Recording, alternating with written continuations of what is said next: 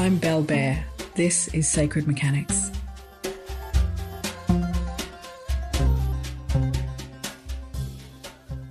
Hey, it's Belle here. Today's conversation was a real treat. I sat down with filmmaker Oliver Marshall and we went deep.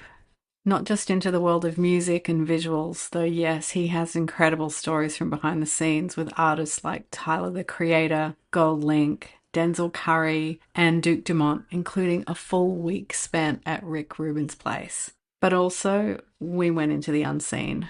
How could we not? We talked about the creative process, the role of intuition in storytelling, and even touched on the supernatural, the kind of experiences you don't often hear creatives speak about so openly. Whether you're an artist, a spiritual seeker, or just someone who loves peeking behind the curtain of extraordinary lives, you're going to want to stick around. This is one of those rare conversations that lights something up inside you, so settle in and enjoy. Welcome, Oliver Marshall. You may be about to enter this really perfect storm, Ollie, and just stop worrying about your age now. Yeah, I really hope so.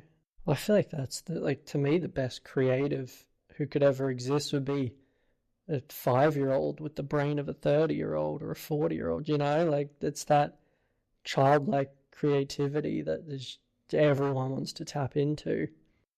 I remember as a kid you'd have so much you see your backyard now that you grew up in and you're like, oh, that was it? Because to you back then it was like fantasy land. It was bigger, it had more things, and there was a whole adventure there, whereas the adult mind comes in and goes, it's just a yard, needs a good mowing. Someone needs to work on the grass. Yeah. Why do you think kids are like that? Do you think they'd stay like that if it didn't get knocked out of them? I don't know. I think just as you get older, your brain becomes more practical, mature and develop. And I definitely found, I don't want to say my prime, but when I felt the most creative was probably up until 24.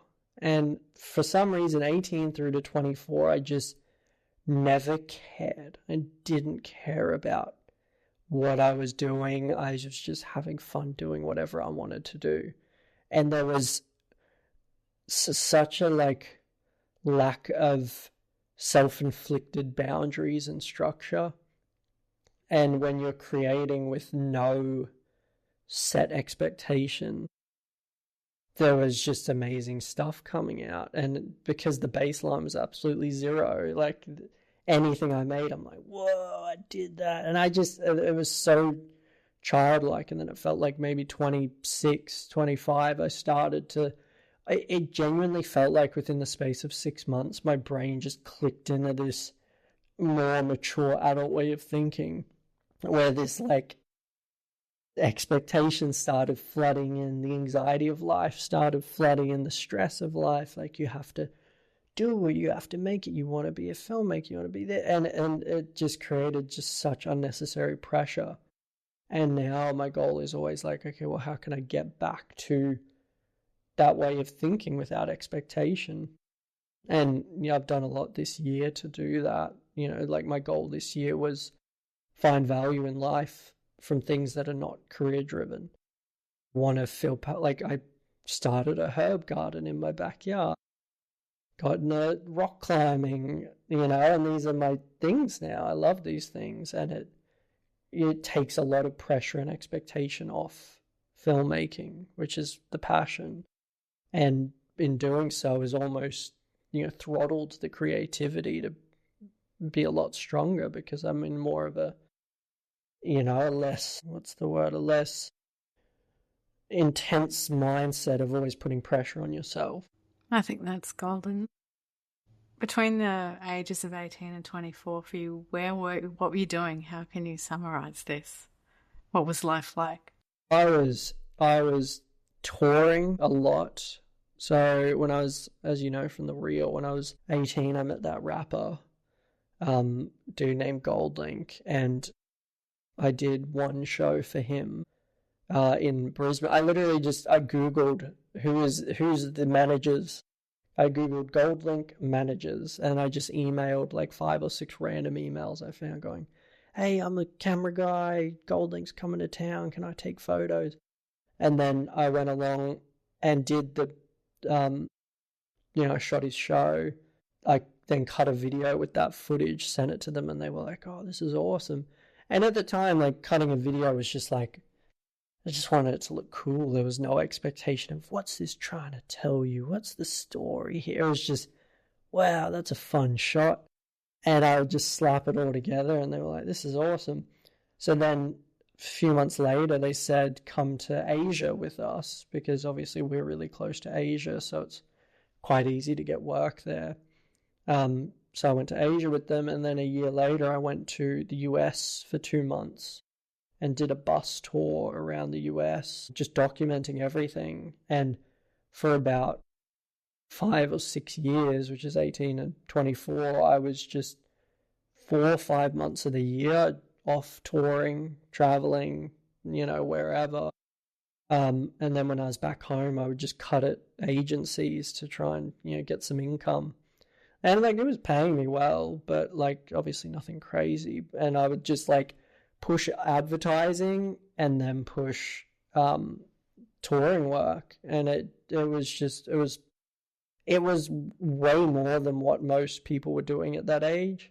And so I didn't have expectations because it was just the norm. Like the norm was so big and grand. Like it peaked in just before COVID, so 2019.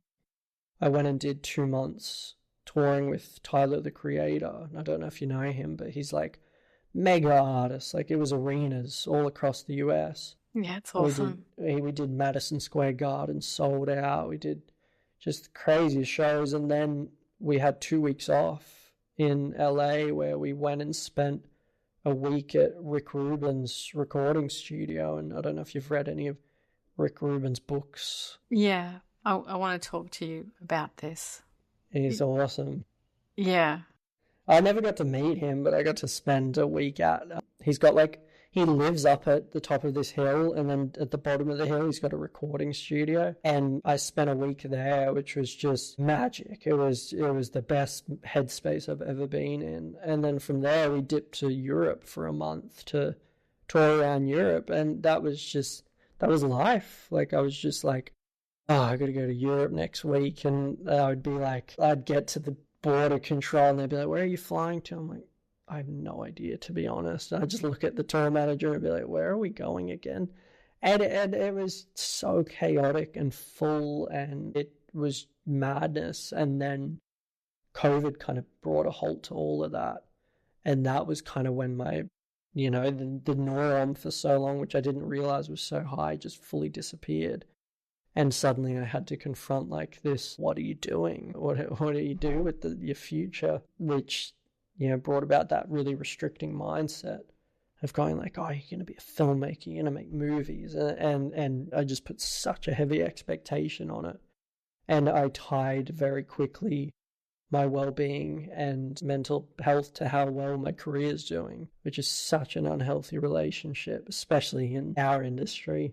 Yeah, it's kind of toxic. Yeah. It's very toxic. So this year's been kind of definitely a big pivot in the other direction of just tapping back into that flow and that way of being, sort of sitting on that higher level to allow everything to just come in. And because I don't think creativity is something you can force or plan for. You just have to be in the right state of mind to accept it. Yeah, you need to find a way to live like an adult and leave the door open somehow. Exactly. To let That's it a in. great way to put it. How do you be an adult but be a kid at the same time? Yeah, I think first step would be to give yourself permission. I think doing childish things and taking yourself out on adventures must never be lost for an artist, I think. Remembering you're allowed. Well, I think there's a lot of, especially like with male creatives, there's a lot of like this idea of like the broken artist. And, like you want to be that damaged individual who's just so broken from creativity. So complicated. You don't want to allow yourself to do these fun things because it's childlike, and that's not how we're expected to be. And it's like I really rely on my partner to force me to go out and experience a lot of these things. Like, all I've managed to do is establish a few personal goals, like climbing and her herb garden. But in terms of like experiencing life, like, I lean on her to help me with that, because I'm terrible at it. If I don't have to do it, I often won't, and it's a really hard way to be. Yeah, it's really good you've got someone like that to sort of remind you and pull you along. But even, it's like we become more and more rigid until you could snap, instead of staying flexible. Even doing things like turning your music up loud and all of this sort of stuff, or just jumping around a bit, you very quickly lose that stuff if you don't stay in a mindset or hold on to it. And it's just, I don't know, I was going to say it's human nature, but no, it isn't. It's probably just modern life and how we're living here in this Western comfy little setup we've got going on, which is like also a constant stress. But I'm interested in the good old days for you. I'm teasing you because you're 28. But Oh no, I've hit my peak and I'm on the way down. When you were touring and doing what you love, and you would have been in the flow, right? Mm. You were probably with a group of people also in their flow. Would you say, like, you all moved together and everyone was having an awesome time? Did you learn anything from other creatives on how they approach their creativity, or did it just seem on tap to you, or the things they did, or their backstories that made you feel like there are tools there that you can learn, or you just think you're born with it and you want it and that's it? Well, I think one thing that I fell in love with was this idea of, it is that it's the people around you. Like, there was a group of us, there's maybe 7 or 8 of us, and someone else coming into the mix would shift the energy, and you could see the energy react to that extra person. And the energy was awesome with, our group. And it at the time, it felt like I almost felt sorry for people who weren't a part of what we were doing. Looking back at that, it's like, that's crazy. You were just running around with the musician. But at the time, it felt like the most important thing in the world, what we were doing. That energy was so progressive. Like, when you are genuinely convinced that what you're doing is the greatest thing, that, like, the world needs this, that is such a powerful way to think, because that will just draw you're like, I have no other choice, I need to do this. And it was so exciting that it was one guy, it was GoldLink, and it was his vision, and we were all there to support and build that. Like, all of us were working together to try and make this guy as big as he could possibly be. And it was just a ride up. Like, things would just happen, and because you're so out and about and on the move, like, the situations you end up in and the people you speak to was just very inspiring. And that's one thing I found film has lacked for me anyway, is this collaboration. I want 8 or 9 people around me who are all just pursuing the same goal together. We've got one end goal, and I want to feel like it's the most important thing, and almost feel sorry for people who aren't a part of that. Like, I would be in America walking around and see people go to their 9 to 5s, and I'm like, look at these suckers. If they could be a part of this. And it was like, I don't know, there was never an obvious creative process, but just the energy with what we were doing worked. And obviously, when we'd be in the recording studio, like, it would, the artist would go off into his little creative process. And for musicians, a lot of that comes to the environment that they're in. Like, that's another thing I love is that, like, edit suites in filmmaking are just these boxed off rooms in some building that's like, it's a corporate office essentially. Recording at Rick Rubin's studio is by the beach in this old white chapel. We had a petting zoo one day. We had all these animals come to the recording studio. So he's recording, making music, and there's just alpacas wandering through the recording studio. And it's just like there's a chaos to it that is so inspiring. And then now to this day, like a big goal is, well, how do you get that back? But how do I make it my own? How do I, have a film idea that has that drive and the people around it doing that? And once you tap into that, like it's an unstoppable force, because a lot of what we do is just us sitting by ourselves, thinking of ideas and seeing if it sticks, and maybe hitting someone up for coffee to chat about it.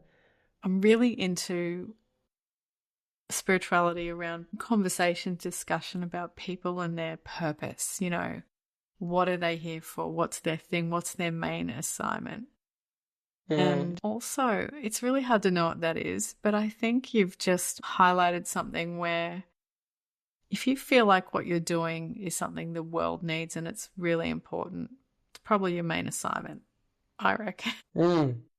100%. And also when you're doing something hyper exciting that feels poignant for the moment you're living in, you do feel like you're king of the world, or, absolutely. I remember when I was about 22, I was working as a production assistant and a sound recorder, sound person. I don't even know what it is. We went to LA, right? And I learned how to record sound on the flight on the way over because the dude that was going to do the sound dropped out. And I was meant to be the PA, but I had to do sound for this documentary, and we shot in LA and Vegas. But we shot for a week behind the scenes on Baywatch show, which at the time was the most screened show like on the planet. Wow. And I'm standing, next to Pamela Anderson getting her makeup put on. She's like, "Good morning" to me and everything. And I was like, I am at the center of the universe right now. I was holding a boom and making coffee. But I get it. You feel like you're in the middle of something really powerful. Those moments that sort of build your career as tiny building blocks become everything, and you'll reflect on them, and you're always trying to seek and get that next rush, I think, of being in the flow. 100%. It sounds like you've been in the flow actually quite a bit, and I think maybe you're better at it than you realise.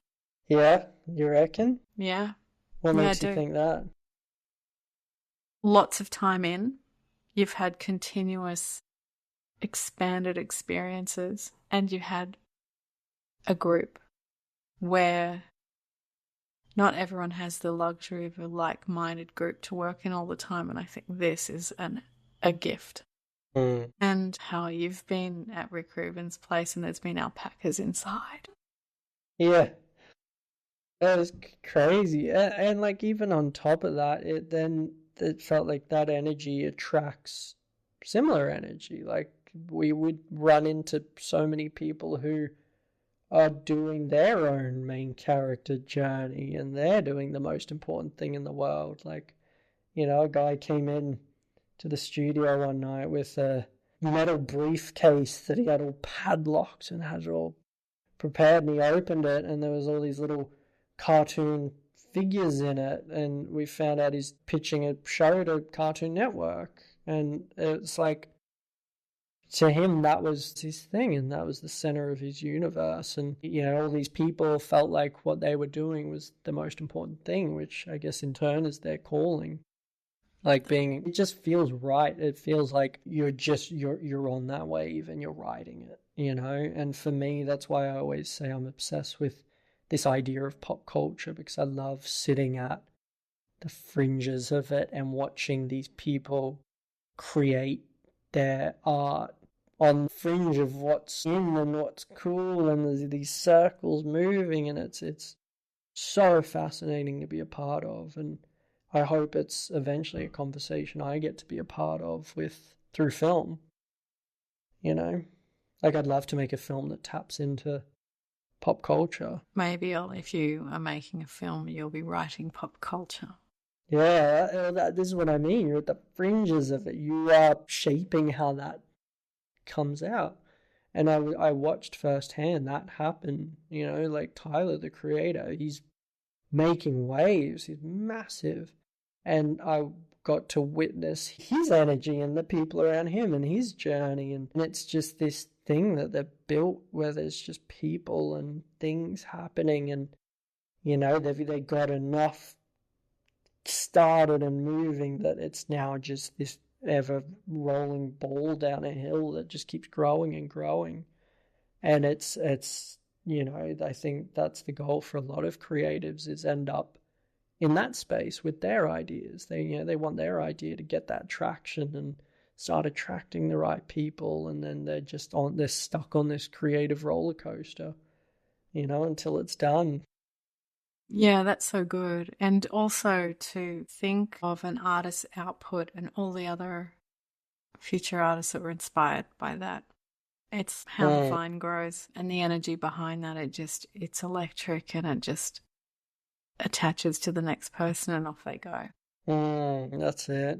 So with energy and ideas and things like that, have you ever wondered where ideas come from? My understanding and what I've believed is there's ways to draw thoughts, and there's ways to tap into that flow to allow these thoughts to become really clear and visual and engaging. But in my mind, thoughts are just stem from the palette that is your life, and it's the building blocks that you grew up with, and that sort of influences the way your mind thinks. And my focus is less on how do I think these thoughts. It's like I said, how do I receive these thoughts, and you're not putting pressure on thinking of the right ideas and coming up with thoughts. But I feel like the brain's just, I don't get it. Does anyone get it?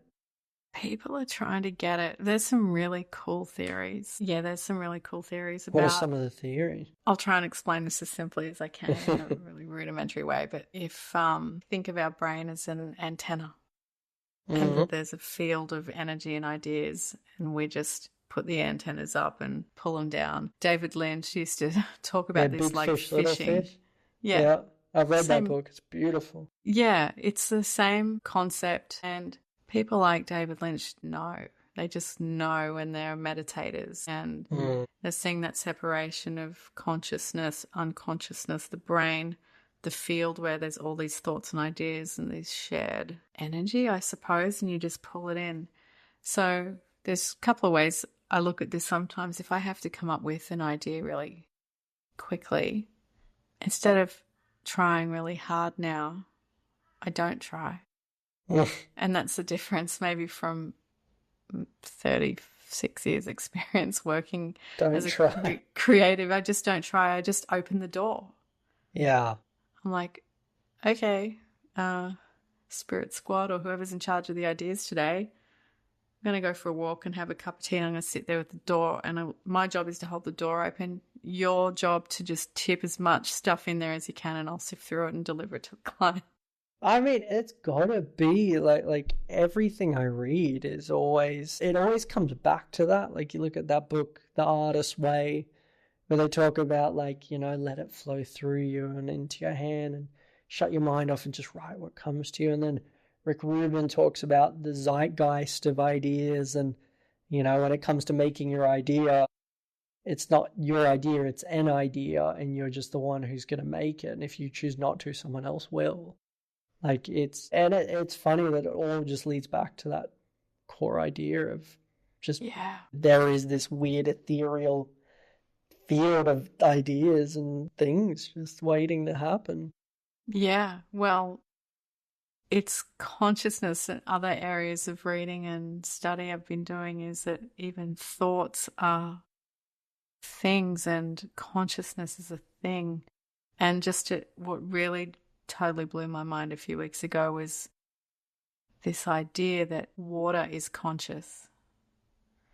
Whoa. The lady's name escapes me, this incredible woman in New Zealand. I'll have to put it in the show notes. And she has water, and she'll ask it a question, like about the future, the past, or something, or show me this. And then she's got a special freezing technique. And then when she looks at the frozen water, the ice, it's got an image in it or a word in answer to her question. Oh my God. So that's just mind-bending and incredible. Wow. And then in shamanism and animism, this idea is that everything's made of atoms, particles, and everything's alive. Mm. My pen, my Mm. table, you. And Mm. therefore, everything's sort of the one thing. So when we've got ideas and consciousness, we're just pulling things in as we need them. Mm.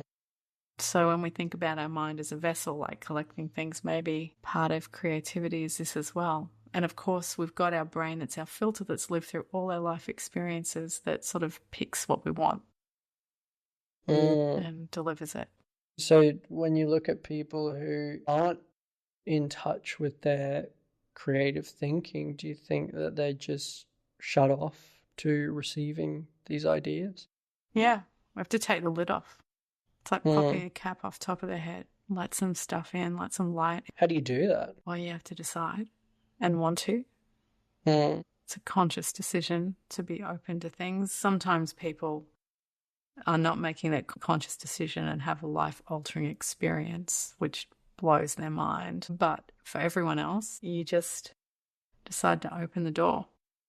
And then we've got meditation and mindfulness and even reading and learning about these really intense topics opens the crown chakra and lets in information. You have to sort of, whatever we ingest as information, like digitally, like films or watching shows, reading music, it's all got a vibration and energy and a feeling, and we can take it on board. So we're magnetic in that way. So you can choose to, head in that direction of developing your creative consciousness and opening up and awakening, and you'll become more magnetic to the stuff you want. Mm. Now, the hard part, once you have the idea, what do you do with it? Like one thing I always struggle with is I'm like, like there's a film idea I've sat on for 3 years now, and I'm just like constantly trying to, like every few months I'll revisit it and be like, have I figured anything else out? Have I seen how it might progress? And then I'll always get into this rut of like, why this? Why does this matter? And why is this important? And why is this worth investing time? And will people feel the same way? And then if that critic in your head's too high, it'll often tell me to stop and walk away and, oh no, that's not the idea. People won't care about that. Like, pursue something else. It's like you'll get this idea that is very romanticized and beautiful. And as soon as you dig into the details of it, it's suddenly like you draw out a lot of the challenges and complexities and potholes of the narrative. And you're like, it suddenly becomes a very practical way of thinking, which will turn me off an idea. Yeah, that's no good. That's like the parent talking. Gee, I wish we had a psychologist on the call or a psychiatrist. Yeah, oh, amen. But you know what I mean? Like that beautiful part of the idea, the ego is like, that's a stupid idea. No one's going to like that. And who's going to listen to this? And who's going to watch that? And no one even likes this music. And you're not talented enough and blah, blah, blah, blah, blah. A lot of people just listen to this and do nothing about their ideas. Everyone has ideas to some degree. And then you have to build the craft and the skill to deliver them to a certain quality or standard, which is our life's work, I suppose. But maybe your approach to getting the idea on paper is not right for you. Mm.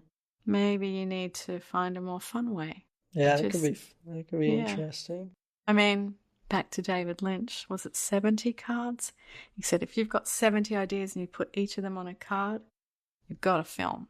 70 scenes. 70 scenes, or just ideas, and you can pad them out. But I've got to film a screenplay at that stage now, and I've only got about 20 cards. Can't get the other 50, but the 20 are really good, and I'll chip away at it. But you've got to find a way that's enjoyable, and you maybe learn to push the ego aside and lock them out of the room.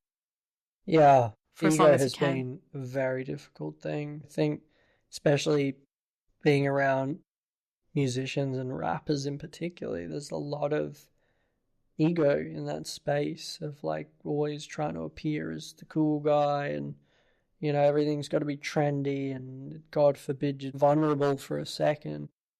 I found that carried on with me, and I would always be so afraid to put stuff out because I always wanted to be like good or that guy, and just instantly start producing flipping Tarantino level work from your first film, and it was like I'd always struggle of like, oh, I don't want to put myself out there and do all that, and it was ego, pure ego.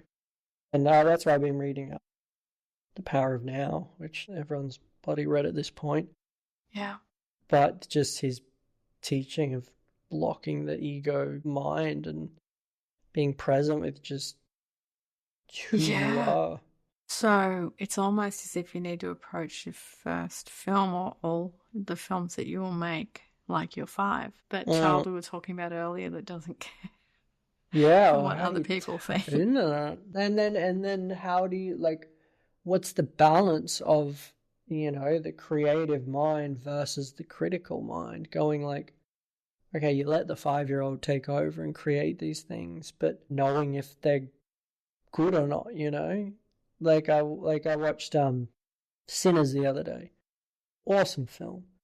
And there's a scene in it where they're like, this doesn't spoil anything. The camera's like flying around this venue, and the film's set in like the 1930s Mississippi, like that sort of cotton picking era, and there's like this black club and everyone's dancing in it. But he makes this point of like music crosses time and boundaries and it connects us, and he's put in like past and future and different cultures, and it becomes very fantasized. And like he'll fly past a dude in a futuristic outfit with like a metal, like a guitar playing like rock music, and I'm imagining like he lets his mind come up with this crazy idea, but then he's got to tell himself like, this is good, this is going to work. And then when you're on a set for like tens or hundreds of millions of dollars with producers from the companies there watching over your shoulder, and next minute this dude dressed in a futuristic metallic fit with an electric guitar walks into the 1930s Mississippi film set, they would all look at him and be like, are you sure? And he's like, yeah, trust me, it'll be good. And it's like knowing not just how to come up with the ideas, but make sure they actually work. That feels like two competing ways of thinking. You know, isn't there that saying that like your first idea is never good? Yeah, I don't think that's true. First idea is never good. Yeah, I could debate that, but let's not. Let's just talk about what you're talking about. Once you get to that stage, making the film, that's where you're handing over some of the responsibility. And absolutely, by the time you're on set, all you have to do is be 5 years old. And think of the crew and the team around you. There's someone to watch your back. There's someone to make sure you've got the right coffee. And there's someone making sure that the continuity is correct and the lighting's correct. And there's someone supervising the script. The talent have taken on and embodied the characters. There's all that stuff. And all you need to do is keep that raw, creativity and energy alive so that your idea continues to leap off the page. So it's like you need that energy in the beginning to have the idea. You get it to a certain point and then people come in and help you structure it. You can kind of get away with being the crazy creative one. That's not a bad archetype if that's what you need. And then, people just tumbleweed onto projects and help where you feel you've got a blind spot or a weakness and you don't want to deal with the numbers or the whatever or this or that, so that you can just be you and do you. And surely you witness this on tour with the artist. Yeah, 100%. There's just people to block everything. I've literally heard a tour manager being like, my job is to make sure the artist has to think about as little as humanly possible. Like, they just focus on creating their art. But, like, a lot of them had to, they started having to do what we do, improve themselves and come up to a point where they can fill a 10,000 capacity room with people who want to hear their music. Yeah. I feel like I don't want to say it's easier once you get to that level, but it'd be nice to hit that level where you have so much in place and Yeah, Yeah, so totally. the more you can attune and practice transcending all the bureaucracy and structure that's been put on the creative arts commercially, the happier you'll be. You just 100%. somehow learn to switch it off and on a bit more as you progress, then you can do the dance as you need to. Do you meditate often? I try How often? only every few days. It's I'm trying, hard. it's hard. I'm trying to do, I want to get to twice a day. And I was going to sign up to learn transcendental meditation because I think I'd really love it, but I haven't. Yeah. So I have all these other techniques and all sorts of things. But what I've been trying to do lately, which is really fun, is those, I can't think of it at the moment, the CIA recordings. CIA recordings. Yeah, the CIA spent a lot of time working in the psychic arts and all sorts of, I guess, transcendental sort of techniques and things like that, mind reading, telepathy, telekinesis, everything. They went there, and there was a lot of documentation that was sort of hidden away. I've lost all my words, but there's some things that have been released, including sound recordings and documentation, on how to attune the mind during meditation. Like I've learned that there's two hemispheres to the brain and how to synchronize them, and it's a Jesus program. And I've Christ. started, and I've done just a little bit of the beginning, but it's full on amazing and intense. So I'll get back to you when I finish that. Maybe I'll be levitating in our next call. Yeah. I can't wait to tell people I have a friend doing the CIA meditation. People, it's on Spotify. You can find it. Really? I just can't think of the name right now, but it's Yeah, every time I meditate, I feel awesome. And I'm like, I gotta do this more. And then I just don't. it's so good. I do shamanic healing and things like that, so I journey and do all of that sort of thing, but it's sort of a meditation. I maybe do that more frequently where I'm more go into a trance, but it's a wild ride where I'm shown imagery and get different sensations and messages, so it's Wow. not necessarily relaxing. Yeah, that sounds intense. So meditation is really disconnecting from all of that. So what do you think happens when we die? Well, our energy goes back to the plane where we came from. Yeah. And then, things get reviewed and we can come back or not.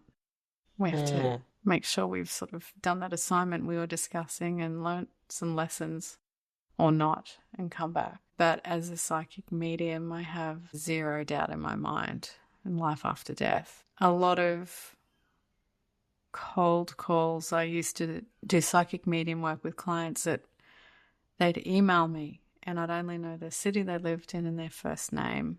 And they'd give me the first name of the person they were trying to contact. And I'd do it alone in my office where I'd tune in the middle of the night and ask to speak to so-and-so. And I'd receive messages and then write back to the person asking. And Wow. they would be like, oh my God. And I could tell them what they were wearing and what they did as a job and so many things. And every time I did it, I thought, it's not real, it can't be. And every time, like hundreds of clients were back going, you did it. It's amazing. Wow. But when I'd get a connection, I get covered in goosebumps and my teeth chatter a bit, and I get cold, like I know someone's here. And so Wow. any thought I have then, because I don't audibly hear them, I just start having thoughts, or I see little flashes of pictures of what they might look like if they're trying to show me. But they use symbols. It's like a really hard game of charades Mm. sometimes. Wow. Do you prescribe to any religions, or how does that sort of play into religious Um, beliefs? I actually just did an episode about this. My mother's Maltese and she's Roman Catholic. My Yep. father's more Church of England, or he doesn't actually give a damn about religion. He's just never gone into it. But I went to Catholic school all the way through. Mm. And then in my teens, got into Buddhism. And then I got Wow. into New Age stuff. And that's when I learned energy healing and all of that. As I started getting in touch with my gifts, it sounded more shamanic than anything. So shamanism is sort of doesn't feel like a religion to me. It's just a way of being, and it's a way to exist. So I'm fascinated by religion and study it at university, all sorts of religions, just to compare and contrast. Tell me, Ollie, what was your upbringing, if you don't mind? Like, how were you raised as far as religion or spirituality? Do you have like a preset mold, or are you like freestyling the whole time since a child? No, very religious. My dad is a pastor. He's a Christian Baptist. He's a Baptist pastor.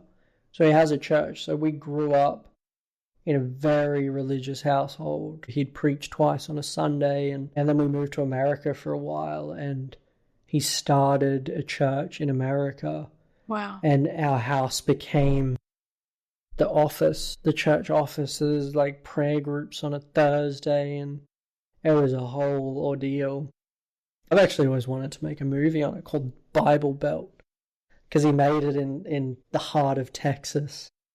This Aussie pastor trying to make a church, and I love the idea of religion. I love when I speak to him and I'm like, I'll say to him, what happens when you die? And he's like, oh, I go to heaven. And I'm like, what a great feeling that must be, to just know that you die and you wake up in this beautiful paradise no matter what.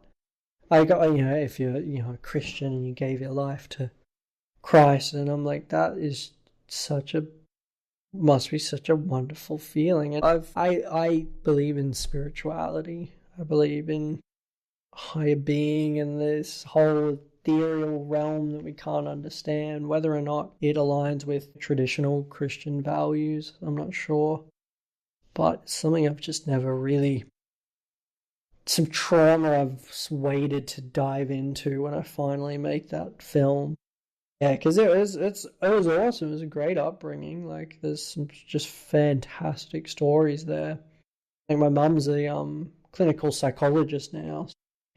Yeah, the psychologist and the religion. That's who we needed on the call. Yeah. Let me call my mum up. Subconscious. Get my mum in. Yeah, it was chaos, and it was exciting. And I was definitely a free thinker. I've always been allowed to run off with whatever I wanted to. There was never a, like, you're going to do this, you're going to do that. And I think I inherited a lot from my dad, who is one of the best public speakers you'll ever meet. Like, he can make friends with anyone, and it's helped me a lot as a filmmaker. Borrow from that. But yeah, it was a very interesting upbringing. It was very not traditional to what a lot of kids went through. But I guess that makes him a very spiritual person and very in touch with this idea of a higher being. And it's almost like he's just given, it's almost like Christianity just gives identity to this ethereal thing that is really hard to grasp. Yeah. Organized religion, that's what they're trying to do. It's like trying to catch your own shadow, right? And it's a way to contextualize esoteric and really elusive information and feelings to the everyday person. Yeah. You got a photo of him up on your wall and you're like, oh, that's the dude in charge of all that. Yeah. It goes on in my head. Like, it's a very practical way of thinking, and it's, for a lot of people, it's community. It's the sense of belonging and having a place to be and spend time with people. And I think a lot of people need that. Obviously, there's dark sides with any religion, but from what I saw and what I grew up with, it was a very loving place. And if I was in the streets at 1 a.m. and got shot, I would crawl to the steps of a church and bang on the door. Yeah. And be like, give me help. Yeah. I recently put a short film I made through the film festival circuit, and I've just put on YouTube. It's called Citizens of Eternity, and it's just me talking about what I think God is. And wow. I need to look this up. Yeah. So you probably have to watch the whole thing. It's 15 minutes long, but it's not. Oh, yeah, I'll watch it after. Yeah, not now. It's not dude in a white robe. Yeah. But there's a higher consciousness, but in a way it's like we are the consciousness. So it seems so audacious to say, and I say it in the film, it's like, I am God, and you are God. And it's like, if everything's alive and conscious, like we were talking before, every the way the universe is built, of these building blocks that are each conscious, including water, it's God trying to experience itself. Mm. And it's really difficult to explain and put a handle on, but it's beautiful in a way where everything is just magical when you look at the world in that way.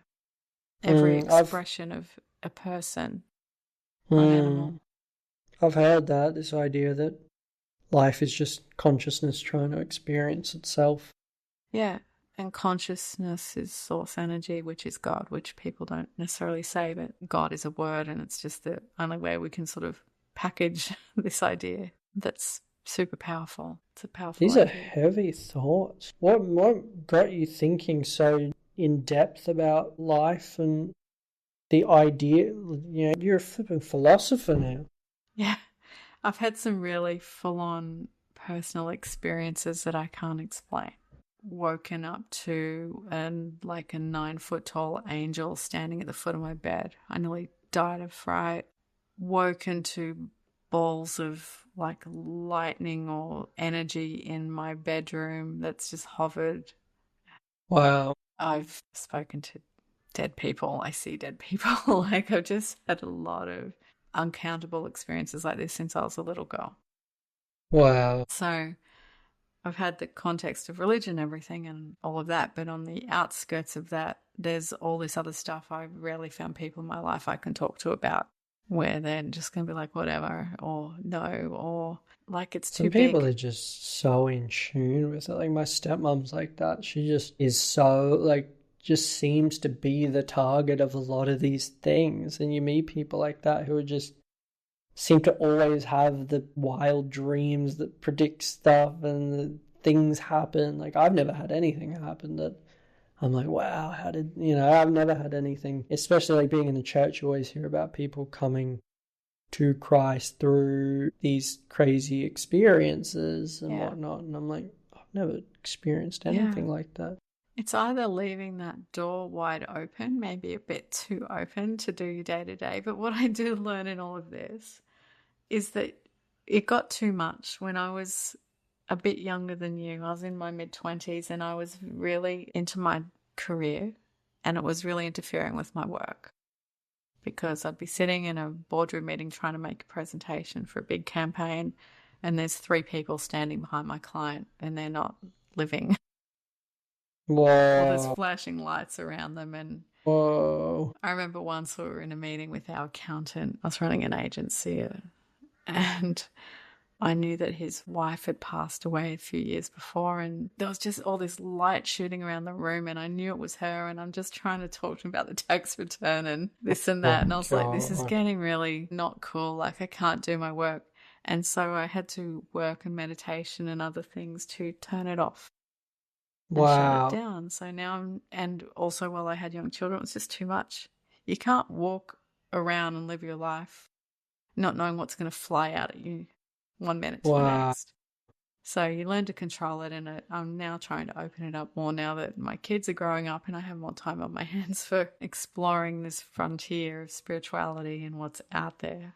And you can open that door a bit through meditation, but it is controllable, and I think it's a craft as you sort of get into it and understand the mechanisms or the sacred mechanics of how everything works. Yeah, what's crazy is I'm like here going before speaking to you, I'm like, oh yeah, I'm getting open, I'm accepting these things, and then I speak to you and I'm like, oh my God, I'm just at the scratching the surface of. It's just it's a lifelong thing. It's not like I'm gonna learn yoga and you just do it. It's just a Mm. life thing. It's an unfoldment. And half of the things, like my stuff that I just told you, is like shock therapy.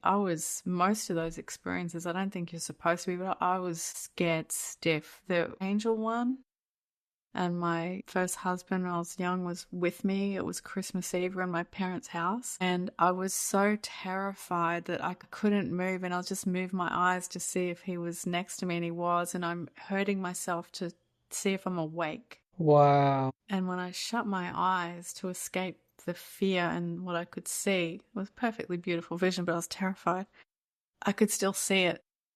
So it's a Wow. total invasion of your senses. You're not in charge anymore. My This was God. terrifying. And then I woke up, after that had finished, let's say it lasted an hour, I woke up. I'm a morning person, up early, went upstairs to see my mum, and it was Christmas. And she handed me my first gift of the day, and it was a book on angels. And I was like, oh my God. And Wow. I had to go sit on the beach. They live near the beach. I had to sit there for a while and just decompress and like Wow. recover. It was just a few things like this have happened that shook me to the core. And Has it maybe, always been like this? Like since you were young? yeah, but what's my problem that I have to work out is when these things happen to me, I'm like, what do you want me to do? Why are you here? What's the message? Like I'm in the movies, right? Just tell me Hmm. what I'm supposed to do. There's Hmm. nothing. They don't write a little Wow. note and say, here, Belle, go do this. Yeah, Here's your yeah, yeah. instructions and your assignment. I've got no information. I don't know what I'm doing. And that's maybe why I'm so interested in how people seek out their life purpose and learn what it is. Because I'm 53. I don't know what it is. I don't know.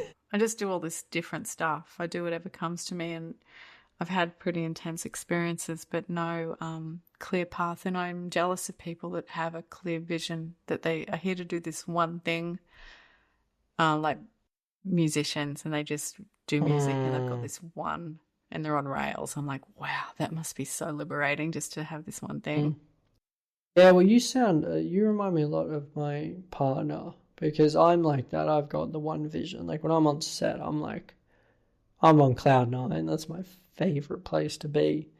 Every time I do that, I'm like, this is what I'm meant to do. Whereas That's my awesome. partner is more just loves life and culture, art and soaking things up, and there's no clear direction. There's just absorbing everything life has to offer. And it's fascinating to me. And I desperately need that. And that's why I always lean on her for these things because she is that. She reads everything and appreciates everything so much more because she's just kind of floating through it and enjoying it. Whereas I'm like, this is my thing. I'm doing this. This is what I want to do. Back in the old English days, it was known as a flaneur. Do you know what that is? No, tell me more about this. A flaneur was, I could be getting this wrong, but a flaneur is a male who's born into wealth, so they don't ever have to work. And all they would do is just wander the streets. They'd wander the streets, they would eat, they would drink, they would see shows, go to galleries, and return back to their nice houses and live in it. And that was a thing. That was a thing people did. Some people just don't have the thing. They just, the life is their thing and just Yeah. romanticizing life. My mother calls it gallivanting. She used to say it when I was young. You've been out gallivanting. It didn't sound good to me. It was like I was being bad, but I've always been Mm. a wanderer and Mm. an artist. And it's just, and I always, I had my career. I took it as far as I could with design and being a creative director and still doing bits of that. It was sort of like the spine of it. But all the other things, my goodness, there's a Mm. lot which could be perceived as directionless. Maybe when I'm dead, everyone will just like put all the stuff I produced in a box and go, Yeah. look at all the stuff Belle made. Yeah. Bell's box of chaos. It's a bit of everything. That's fun. Yeah. You do some really cool stuff, and I just appreciate that you actually pursue it and actually follow through on a lot of these things. Because you're like one step away from being the stoner on the couch playing Xbox all day. Yeah. I think about that. I was thinking about computer games yesterday, thinking maybe, we're worrying about that they're bad for kids, but maybe they're actually good for the brain because it's a sort of meditation and you're unplugging your Oh, consciousness and they are doing something so else. good. Even storytelling. Yeah. There's such good storytelling in video games. And I'm so excited to retire now because, I used to be scared of retirement because I've been to senior homes and gone, oh God, I don't want this. Now I'm like, it'll be me and the guys. We'll have our PlayStations. We'll be joining up on chats and crushing each other, and it's like it's gonna be awesome. I remembered the name of the CIA meditation tapes. It's Yeah, what called the is it? Gateway Experience. So Gateway. check Is it up. like guided? Yeah, it's a man talking of the day. I think 19 maybe it's 1950s or 60s, or maybe I'm wrong, but it sounds like that. It's got that 1960s TV man voice. They look If you just want to intense. go sort of astral travel next level, that might be the start for you. You can do it. This looks wild. I'm Yeah. gonna try this. Okay, good. Because I think someone with a mind like yours that gets into something like that's going to be really intense. Do you ever do psychedelics? No, I've never taken any drugs in my life. Any drugs? No drugs, never taken drugs. Wow. I think I've got enough Yeah. problems without them. Yeah, I'm I see terrified enough of. weird shit. Yeah, I cannot touch psychedelics. I've never touched them. I No, freak out at the idea of taking something that just starts altering your mind and things start moving and changing and yeah. Well, yeah, I'm going to do it when I'm really, really lady. yeah, that's a good idea. Yeah. I might get locked up and stuff because I'll think I've lost it, but that's okay. It doesn't matter so much then. I'm worried I won't come back. Isn't your whole third eye like when you die, your body releases DMT and you go on like the trip of a lifetime? Yeah, I've heard that. Yeah. It's gonna be a fun trip. Yeah. Because you read about people taking DMT and they can like see numbers and things and they see the plane of reality and just I'm like wow. Doesn't that for you? Does that not make you very curious? Like to take DMT and see what It these people does. little. But it does. Like, what fascinates me is that people can see the same thing, and Mm, that's really amazing. But I have access to all sorts of things through a trance state that I've been trained to enter for shamanic healing. So I get to see all that stuff if I want to anyway. It's not always wow. fun anyway. It's pretty intense, but I guess with DMT you're inducing that experience and it's really in your face and Mm, maybe unnaturally rocking your world beyond for a person that's not trained all their life to do that or prepared for it. So it's a bit like I don't know, mm. you know, Yeah, you God want to be forbid pretty stable and come back okay. the day something extra spiritual or anything happens to me, I'm gonna flip out. If I see a ghost one day, I'm screwed. I am not stable enough to deal with that. Well, I hope that if that day happens, it's really quite delightful and fun and fine, Mm. and that the gods are kind to you, Ollie. Show me something good. Give me something approachable. I don't want a giant angel at the end of my bed. That was something. Like, at first I thought it was a giant man because it was a silhouette because it was the middle of the night and there was moonlight outside. But then it Oh spread its no. it spread Oh its wings no. out that filled the whole room, and then I was dead. I was like, okay, No. and I could hear the wings unfold. It was audible. It just Oh, yuck. it Hey, wouldn't that be pleasant? Was it a good like it's angel? supposed to be beautiful and amazing. I think it was Archangel Michael. Sort of, it was incredible, but I was terrified in the moment. I was like, why am I scared if this is an angel? I'm not meant to be feeling like this. But it was just I don't know, I wasn't expecting that. It just really got me. So, yeah, so I looked to my right to see my husband, and there's this little man next to the bed in white with gold cuffed hands, and he's running his hand over the aura of my husband, and he's nodding and smiling at me. He was totally illuminated as if there was a spotlight on Oh, him.